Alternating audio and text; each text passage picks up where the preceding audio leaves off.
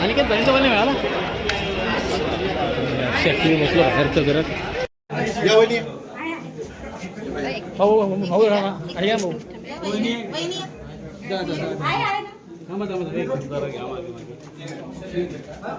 इकडे इकडे लक्ष द्या, इकडे लक्ष द्या प्लीज. हो थोडं थोडं थोडं असं झालं ना तर मोठा फोटो येईल.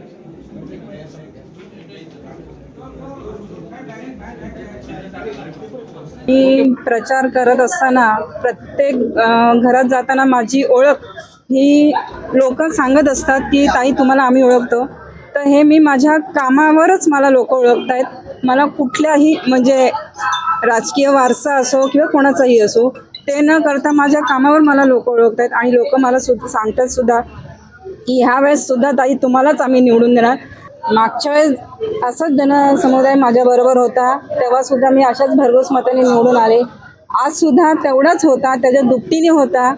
त्यामुळे मला एकदम खात्री आहे की आम्ही सर्वजण निवडून येणार आणि यापुढे आमचा विकास चालूच राहील.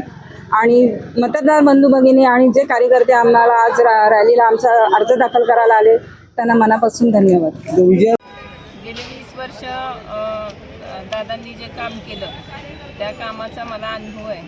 ते गोरगरिबांची कशी मदत करतात किंवा विकास कामं कशी केलेली आहेत, महिलांचे प्रश्न कसे सोडवले हे मी जवळून पाहिलेले, अनुभवलेले आणि मला त्याचा नक्कीच फायदा होणार आहे. कारण मी जेव्हा गावोगावी गेले तेव्हा माझं चांगल्या पद्धतीत स्वागत केलं गेलं, ऑप्शन केलं गेलं घरोघरी. मला अजितदादांची पत्नी असं मी म्हणजे प्रत्येकाने विचारलं. मला तेव्हा खूप अभिमान वाटला की माझ्या पतीचं म्हणजे जे काम करण्याची पद्धत आहे ती खूप चांगली आहे आणि त्याचा फायदा मला नक्कीच होणार आहे. कारण त्याचं यश मला आत्ता मिळणार आहे.